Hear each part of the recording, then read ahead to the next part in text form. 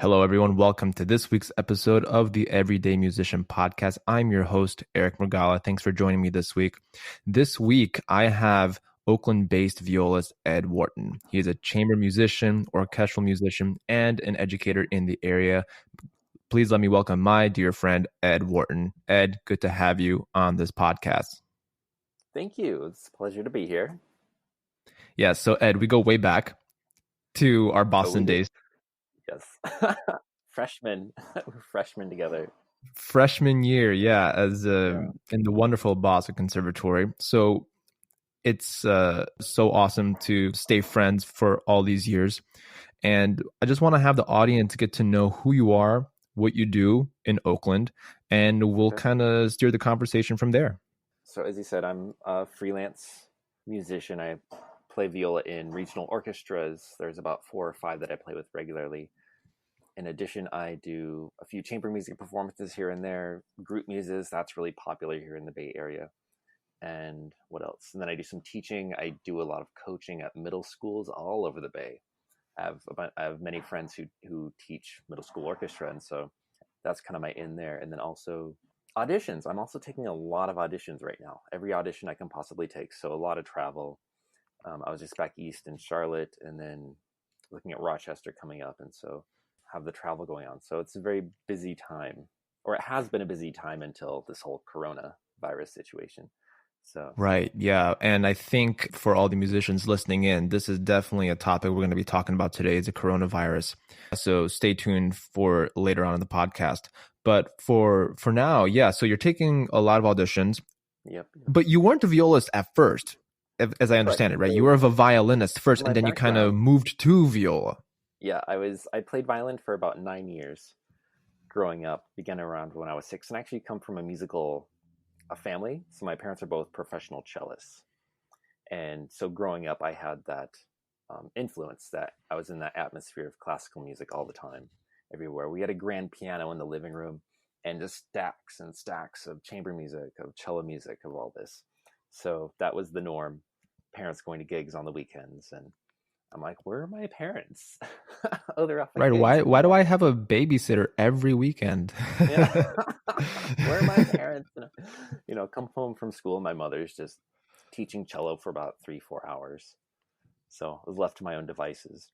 But eventually, as an awkward teenager, my teacher, gave me a viola as I was getting taller and kind of, more gangly, and said, take this home, try it out. And I was like, sure, whatever, I'll try it. And never really looked back and kept on the viola. But it was actually that was maybe 15 or 16 when I switched over, and then kind of the viola, it resonated with me more due to, the sound, the deeper sound, and just a little bit more chill quality of the sound, deeper quality, and just not so, wasn't always in the limelight, which I kind of enjoyed, kind of sitting back there. So it was actually so this is about 16, 17. It wasn't until I was in my mid to late 20s that I realized that I really want to become a professional musician. And, the steps that I would have to go through to get there, which was going to school, getting a college degree, and developing a network of people whom I know. So throughout my 20s, I was just kind of doing odd jobs. And for example, parking cars. I was a valet for a while. I taught full-time for a while. What else? Various food service jobs. All the while I was playing viola and wanting to get better, but didn't have that full drive, that spark really to, of going to school and taking and really, really pushing myself to a higher level. So after some life experience, I realized I need to go to school, get a degree. And that's where Boston Conservatory came into play. That's wonderful. Yeah. Yeah. When I was maybe 16 or so, right after I switched to viola, I saw my first professional orchestra concert, and it was a Seattle Symphony. I'll never forget this. I mean, I don't remember what they played, but I just remember being wowed by seeing these 80 to 90 individuals on stage working toward this common goal, and playing so well together and so well harmoniously together. And there was one violinist. He actually had a beard that was maybe 4 feet long. No way, really? Yeah, it was hilarious. Do you remember the name of that violinist or the instrumentalist?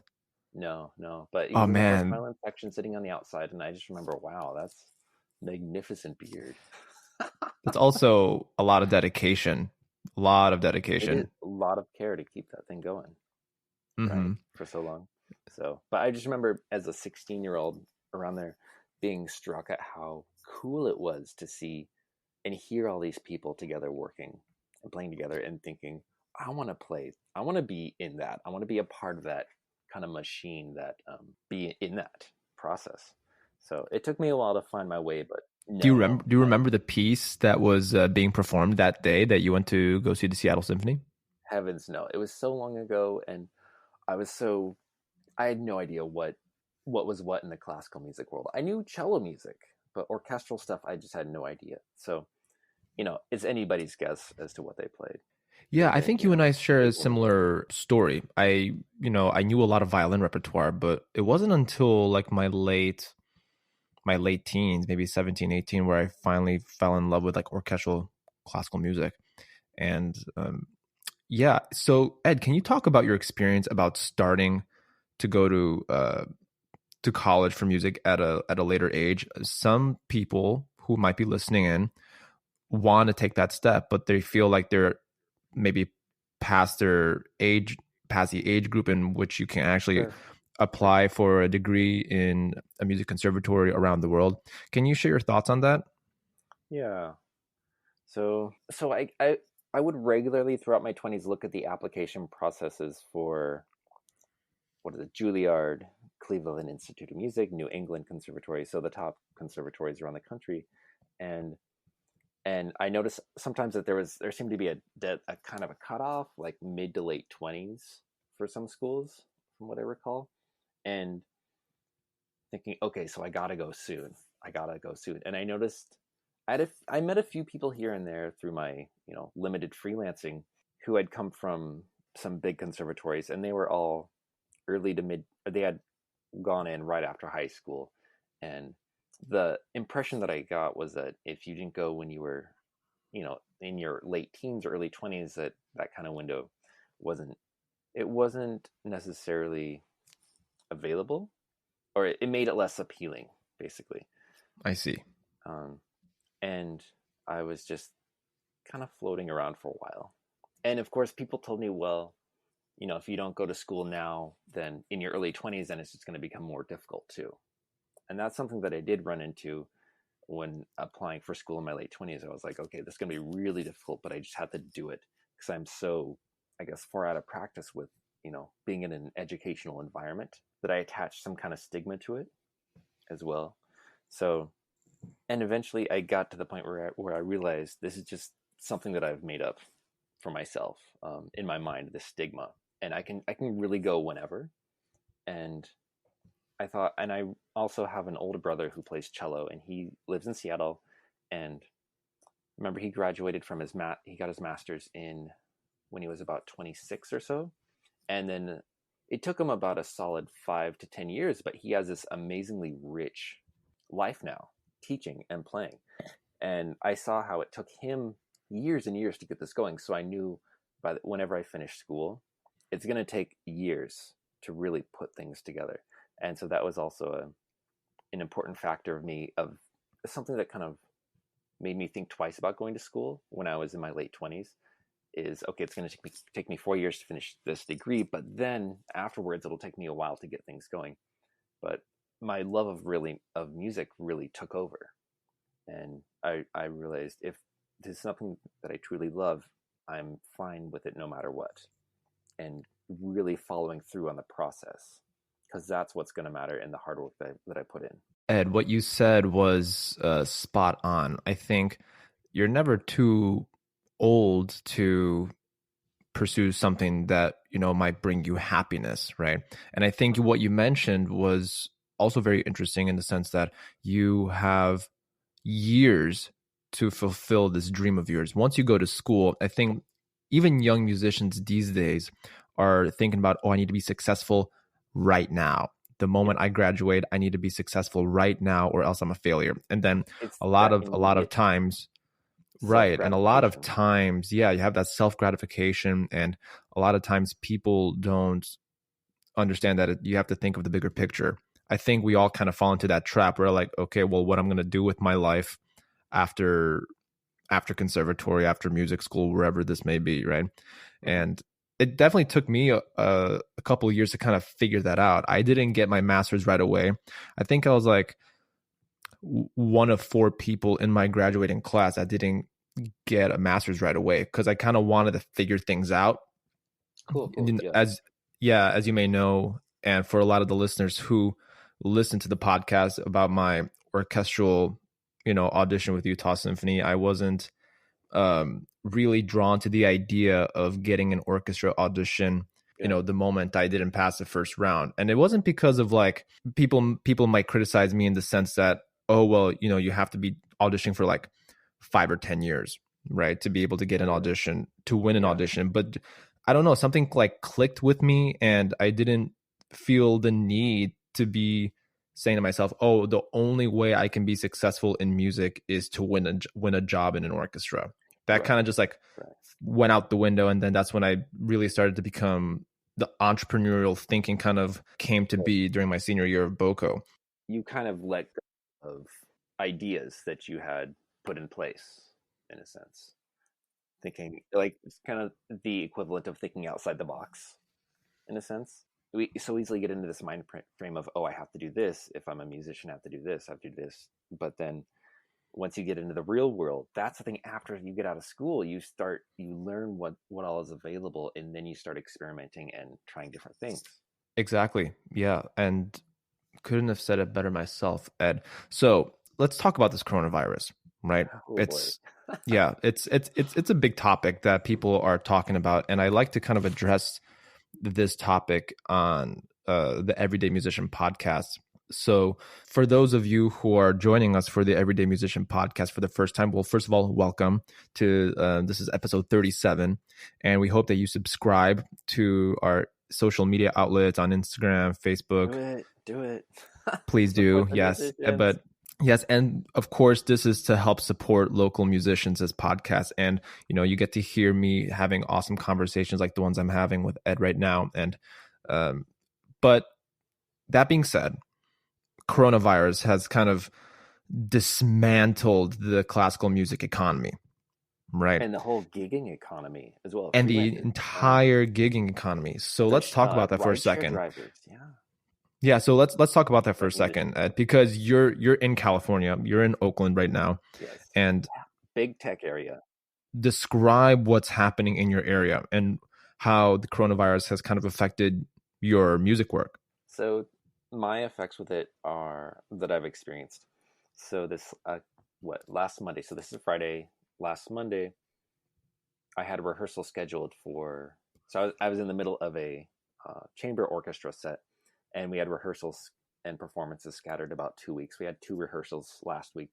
We were going to have a rehearsal Monday night, Wednesday night, concerts Saturday and Sunday. And Monday morning was when we got the email saying, hey, from the director saying, we've decided to postpone the concert and we have to postpone it for a year due to how the season works. And so we will no longer be holding either concert, either in East Bay, Berkeley, or in San Francisco. And just the day before that, Sunday, the mayor of San Francisco had actually put a ban on all public performances in venues where there's more than 50 people in San Francisco. Oh, so more than 50 people? Yes, more than 50 people. So all orchestra concerts, the ballet, opera, also canceled their concerts for the next 2 weeks. And then a couple days later on Wednesday, I got an email about an orchestra gig next week with the Symphony Silicon Valley. And they've canceled their set as well. And then other orchestras all over canceling. Oakland, Berkeley, I believe.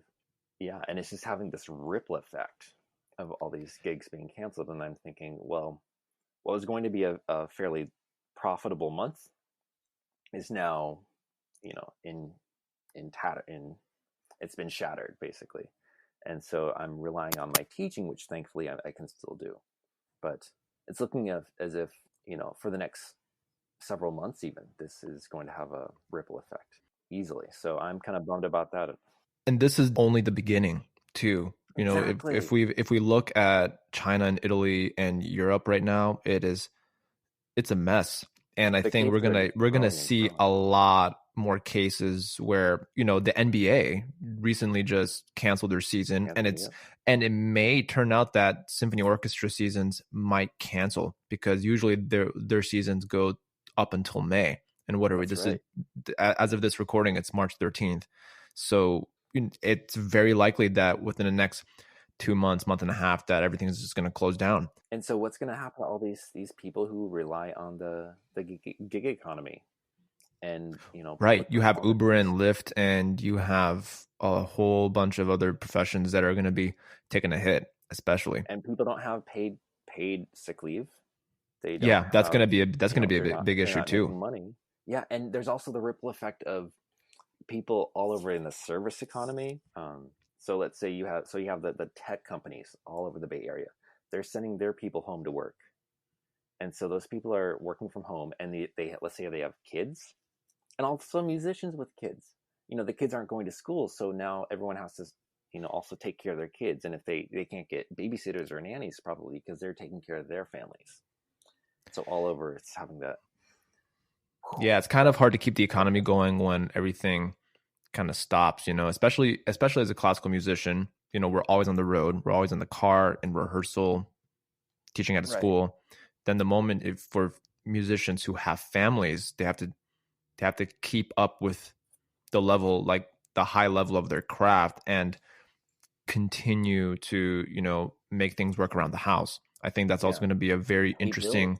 um interesting conversation that's going to happen. And I'm sure that a lot of music families, you know, parents who are musicians and have kids, have already come up with a solution. But, you know, a lot of these touring musicians that I know, Wow.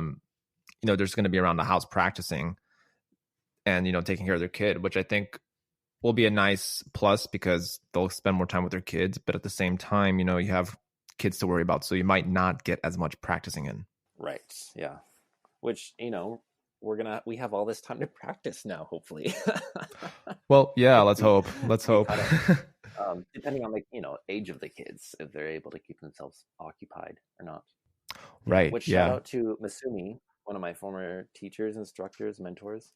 He posted on Facebook. He now teaches at Rochester in Eastman, or Eastman in Rochester. He just made a post, I think, this morning about how we should be thankful for, or we can be thankful for the how we can now have time, solitude, and time to reflect, and time to like be creative on our own, essentially. Which, that's a nice way of thinking about it. Yeah, it's kind of like a Anyways, blessing in disguise. yeah. But still, getting back to the corona, it's here in California. Pretty much things are being have been canceled left and right, and then even in the downtown Oakland, the turnout on in the evenings is just dismal, from what I hear. You know, people just aren't, you know, obviously going out and spending so much time out at bars and whatnot. People are self isolating, which is good, right? But then then the restaurants and bars take a hit. Yeah, I'm curious what the solution is going to be within the next month or two. And for those who are listening, please leave a comment on what solutions musicians can do to, you know, maybe earn a living online, doing video lessons online. And I know that Yeah. there's a lot of that going on around Facebook and Instagram, and people are offering solutions as to how to maintain your violin. There are a lot of luthiers that I follow on Instagram that are showing students how to put a string in on their violin, just because. Oh, that's cool. Right, yeah, just because, you know, if the teacher's not around and the parent's not around, the student knows how to put a string in their violin. Mm-hmm.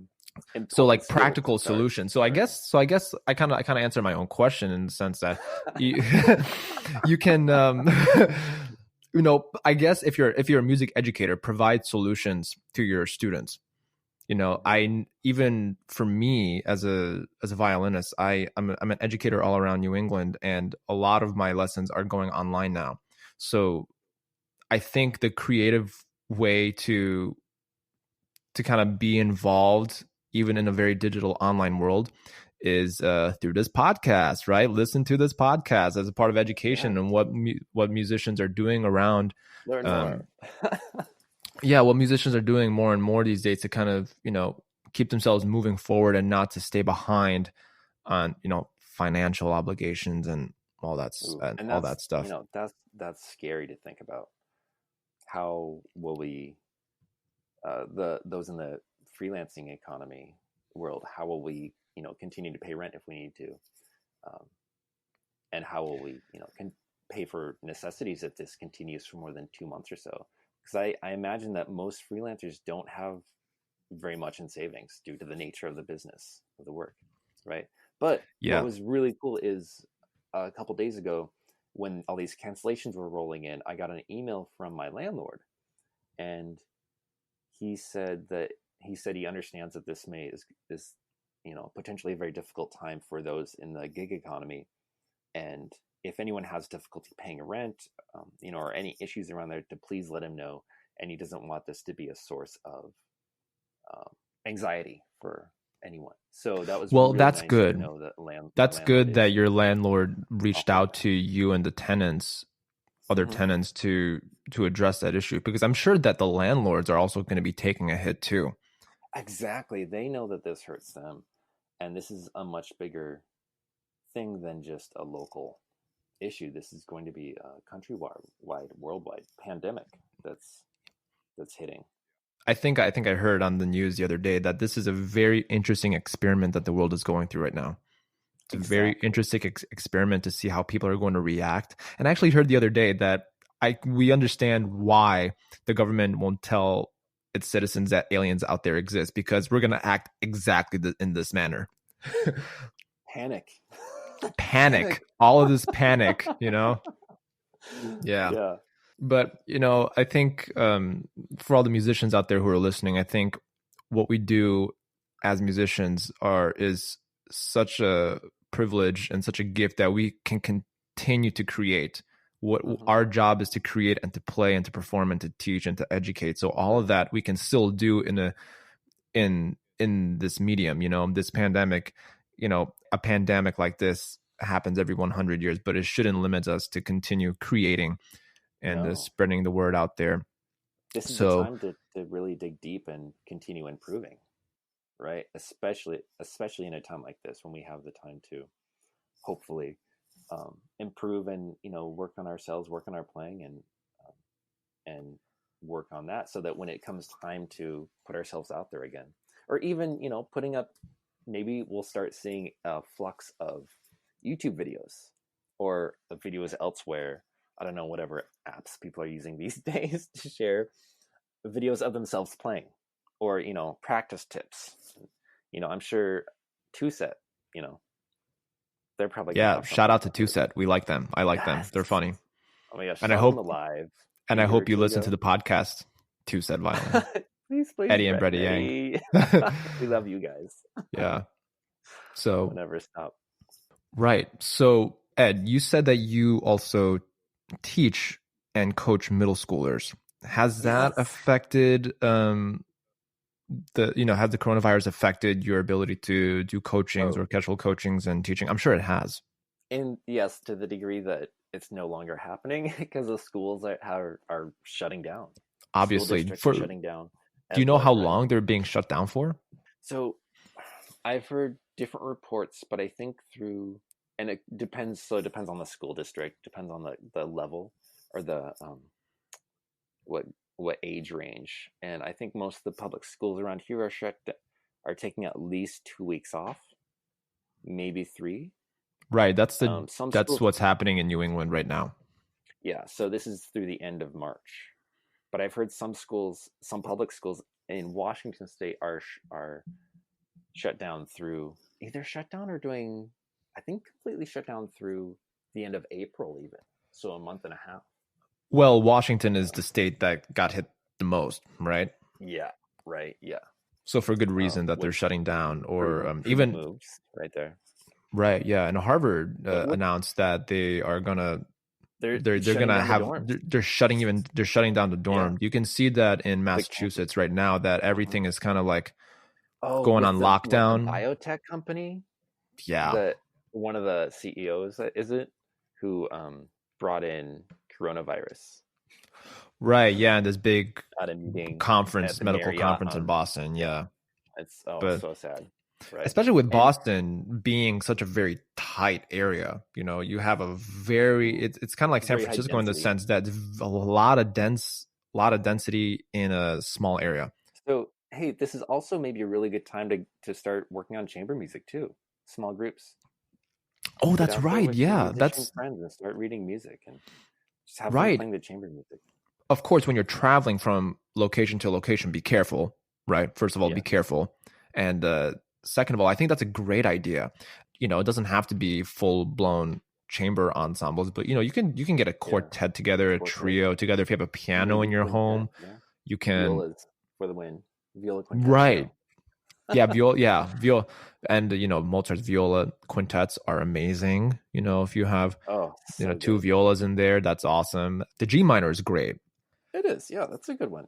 There's a wonderful video on YouTube from, I think it's the Lincoln Chamber Music Society, where there's a guy who lectures for an hour or so about that Mozart quintet in particular, and very well done. This guy is a great speaker, public speaker. And then they have this group from one of their chamber groups playing, and he basically talks the audience through different parts of the piece and focuses on the character of Mozart and what was going on in Mozart's life. And it's so good because he references a letter that Mozart wrote to his father around the time that he wrote this piece, and how he wanted to run someone through, this guy who he absolutely hated. He wanted to run him through with his sword because people had swords back in the day.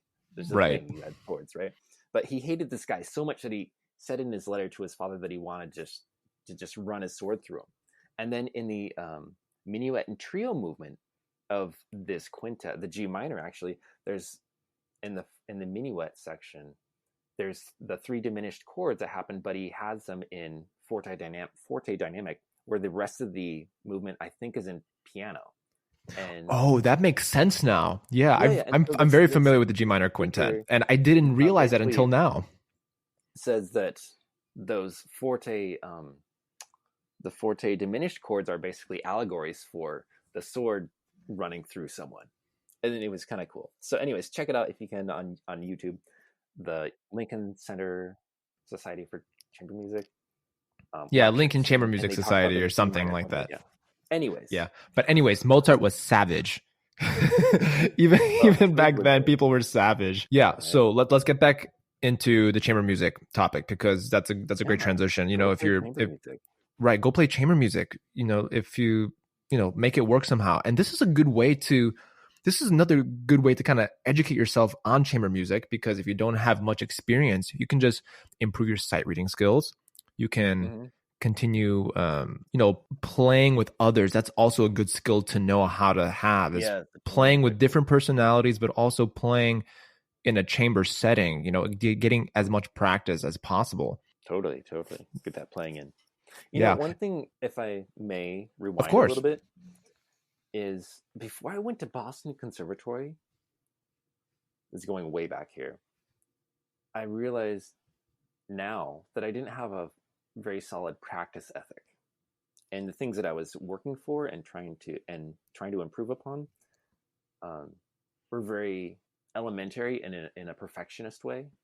And now looking back, I can see my practice has come so far, and I really love practicing now. And it's, kind of terrible, but kind of awesome in how I'm able to practice so much better these days, and how much I enjoy it. So it really took that time to really develop the discipline. Yeah, Anyways, you mentioned something very interesting about loving how to practice, and I think that goes to show for every musical entrepreneur that's out there, you kind of have to love the process. right. This is something that Gary Vaynerchuk talks about all the time, actually. If you're familiar with Gary Vaynerchuk, he is like the entrepreneur of entrepreneurs. He is like a go-getter, kind of hardball kind of person. He is blunt and he's direct and will tell you no BS kind of person. But right, but he always mentions that you kind of have to love the process in order to be successful in any profession. Doesn't matter what it is. You have to love it so much, right, that you'll be able to do it for free. Like dive straight in. Yeah. Yeah, right. And I think that's I think that's what happens when, musicians go from being like, I don't know if this is for me. And then people like you and I were like, okay, I whatever happens, but I just love to play my instrument. You love to play the viola. I love to play the violin. Just the fact that you have an instrument in your hand, right? That is enough. Right. Yeah. Oh, yeah. Yeah. Like, hold it and hug it.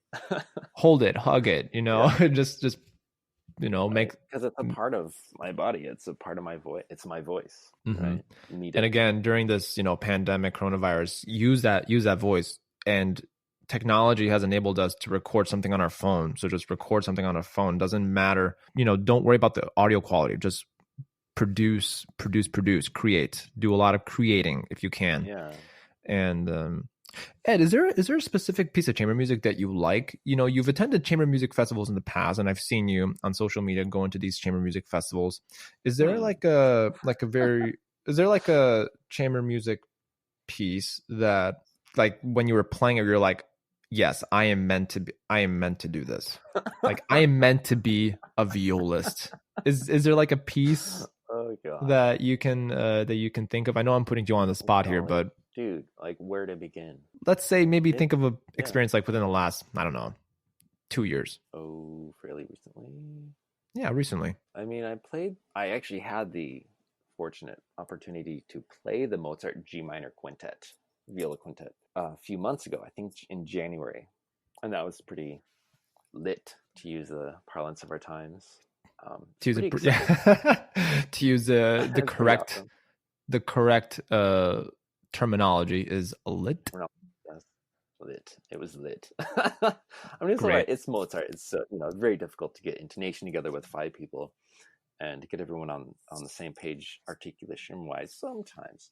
So that was pretty. But Mozart is Mozart is that composer where you're like, you feel that warm fuzzy feeling in your heart where no matter what you're playing or no matter what you're listening to that's composed by Mozart, you're like, just is like, you feel like that sense of warmth, right? Even especially in the C minor viola quintet is just magnificent. That first movement, I get chilled every time I listen to it. Oh yeah, I don't remember which one that is off the top of my head. Terrible, but I know. Yes, that one. Oh, yes, I think I played that one too a while ago. Yeah. I have yet to play that one, but yeah, I hope I get to do that one day. It's pretty good. Oh, the last movement of that one. Oh, so good. It's hard. So right, you got to. It's awesome. But now that because of coronavirus, you have all the time to play it, right? Practices. That's what I'll do. I'll practice all these chamber music works, and I have those. But going back to your question, I actually played a group muse a year and a half ago almost. That I really enjoyed, and the program was, I think it was Mendelssohn Opus 12. Yes, and that one just kind of rolls along. The first, third, and fourth movements, I believe, they just kind of go, and of course the second movement is beautiful itself. But that piece, it has this beautiful sense of movement, and I really love Mendelssohn as well. That's like after Mozart, that's probably my second favorite composer, and the string quartets too, just beautiful. So I played that Opus 12, and then we also played the Woodworks by the Danish String Quartet, and those were so cool to play and so exciting. You have some fiddle action in there. They just released an album within the last year or two with those pieces, right? A while ago. I think it's been a while. Or it's been a while. Okay. Sometime, yeah. But very cool to hear and to play. Once you play them, it's kind of like, oh yes, I'm a part of something really cool. Fantastic. Yeah. So we are actually approaching Beethoven's 250th birthday this December, right? So have you been playing a lot of Beethoven recently? Have you not? Oh, dude. Too much? Actually, a lot of Beethoven? So last year I joined the Sacramento Philharmonic. I won my first audition with them. Oh, congratulations. I didn't know this. Thank you. And my first 2 programs with them were part of a Beethoven festival. And so they were all Beethoven programs. So I was so bayed out after these 2 weeks. These 2 Beta. weeks in a row. Let's Haha. can we make that into a hashtag? You've been It's bayed bayed out. out. Is it, if it's a thing? Oh We'll gosh, make it a maybe I'm thing. We'll missing. hashtag it. There we go. Bayed Yeah. out. Like laid out on the Beethoven. So first concert was Beethoven's Sixth Symphony. We did the choral fantasy, and then an aria from something, which I don't remember. It's so long ago. And then the next week we played the Symphony Number 5, and I think the fourth piano concerto, and then another, some other shorter, maybe an overture, one of his overtures. And so got a lot of Beethoven then. That was great. Loved Beethoven 5 and 6. And then over the summer I played Beethoven's Fourth Symphony, and then I think it's then the fifth piano concerto. So yes, so I've been playing quite a bit of Beethoven, and local orchestras are planning a lot of Beethoven, as you've seen, probably out in Mass as well. Yeah, I'm actually going to be playing Beethoven 3 in the end of the month. So, nice. yeah. The only Well, unless it's canceled. Well, so far it's not canceled. So that Wow. hopefully that gig will still be, be running. And this gig is in New Hampshire, so it's not in Massachusetts. Okay. So Okay, it's good. kind of a drive for me, but it's still on as far as I know. Nothing has Okay. changed. Although this is also a good PSA that if you're not sure if a gig is still on, reach out to your contractors if you don't know yet, which I should probably do. This is thanks for the reminder, But Ed. most likely this stuff is just going to be canceled if Yeah, it's it in might March. be. Yeah, you're right. I haven't even thought about that because I'm kind of like just like everybody, kind of like going a day at a time. I haven't Because even cases thought are so far still. as my Monday rehearsal. Oh, sure. Yeah. And as far as we know, the cases are still growing. Coronavirus. I mean, we know they are cases of coronavirus. So it's just going to get worse and worse for the time being. Yeah, Before well, level up. let's all hope for the best. And yeah, and Ed, thanks so much for coming onto the podcast and sharing all of your thoughts on viola and coronavirus, and I'm glad you're doing well, of course. Thank you. It's a pleasure to be Yeah. here. Thank you, dude. Of course, you're welcome, Yeah. dude. And hopefully, hopefully we'll have you on the podcast again, and we'll talk about a happier topic. But for now, I think That'd be lovely. again, PSA for all the musicians out there: wash your hands. I think we forget how germ-infested our instruments can be, especially near our fingerboard and near our neck, right? Oh no, I didn't want to think about that. Yeah, I mean, we have a lot more time to practice, but you got to like be mindful to wash your hands before you practice. For all the students out there. Well, and you know what touches basically your face when you practice? With your chin rest. That's right. Chin rest. Yes. And how often do people clean those? Never. Yeah. I'd like to see someone comment either on iTunes, Spotify, or Instagram on when was the last time they cleaned their chin rest, because I for sure have not cleaned my chin rest in a while. I'll admit I'm guilty of this. Ooh. But again, this is exactly what this podcast is for. It's kind of like a PSA for all the musicians out there, but also for the non-musicians who are listening in, who are like, oh, I didn't know that musicians think about these things. Oh, yes. We think about all of the things. We think about all the things. All of the things. Yes. So anyways, Ed, thanks again. I really appreciate you coming on to this week's episode of the Everyday Musician Podcast. You're exactly the kind of person. Stay well. Right. Stay well and wash your hands. Don't touch your face. Together. Listen to your local officials. The CDC has information coming out every day. And well, as long as it's from a reliable source within the CDC, from the government. Right. Yeah.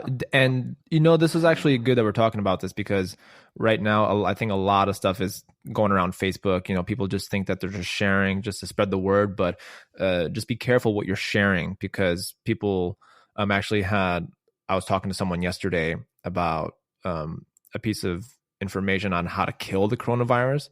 Turns out to be fake news. Excuse me? Right. Turns out to be fake news. So, Oh, but no. you know, Avoid the you really never know. Watch out for So the bait. right, just wash your hands. Just wash your hands. Yeah, And like yeah, common so sense kind of. Yeah. right, common sense. Oh, and one more thing that I did want to discuss with the musicians who are listening in. It's been floating around that there's like a Google Doc that's been going around in terms of artist relief funds. I know that there's an artist relief fund that's in Boston, and I think there's going to be one open from the Massachusetts Cultural Council. So if you are an artist or a musician who's listening in, check your state cultural council to see if there's an artist relief fund, because they are offering grants and they're offering funding for everyone who is being hit by this coronavirus and who has lost work. So just be careful out there, apply for these grants. You miss 100% of the shots you don't take. So any Logic, by logic, right? So sense. just just apply for these grants, and even if it's a little bit, every little bit helps. And so what is it? The federation or the recording industry might have a fund as well that could possibly be tapped into, where a percentage of every, I believe, recorded performance over the decades, a percentage has been going into a fund, and that may become available possibly. We'll see. Right. So you might know about that. Yeah. Oh, also one thing I'm not sure if I've heard about that specifically. I just know that I'm just going locally here with my state. That's but good. If there, yeah, really but cool. I'm sure California and each city council has a fund that people can tap into, right? Yeah, with so much money out there, one would think that the resources would be available. Right. Well, they're there. It's whether or not they're available. One thing, though, that I do need to say, rewind really quickly. I commented on, I think, going back to China and how I think I said that the cases were still growing, but I believe they've tapered off. So yeah, it's like fact checking. I've heard this too. Yeah, and you can fact check this. Don't use the Everyday Musician podcast as your news resource. But we're just kind of going on hearsay. But I did hear that as well, that based on the news that I've been watching, that China has kind of reached its peak. Yes. Of the coronavirus. Isolating people. Right. Yeah. But I mean, but imagine how long it took them to reach the peak. Mm-hmm. What this has started in December, November. Was it then? January. I thought it was December. January. I think there were bits and pieces of it in December, but then it started like really accelerating in January, and then. Okay. But this is just hearsay. I don't know all the facts, but anyways, this is a music podcast, so everybody should go practice. So signing off, Ed Wharton, violist based in Oakland, California. Take care, everyone. Yeah, take care, everyone. Wash your hands. Yeah. Also, this episode was brought to you by my new podcast called Violin Podcast, where I talk to violinists all around the world, get to know violin tips and the things that they've been helping out with their careers, especially a blog and sheet music deals and rosin deals, string deals. So go visit violinpodcast.com to learn more and subscribe to the mailing list. Thanks, guys. Signing off. I'm going there right now. Great.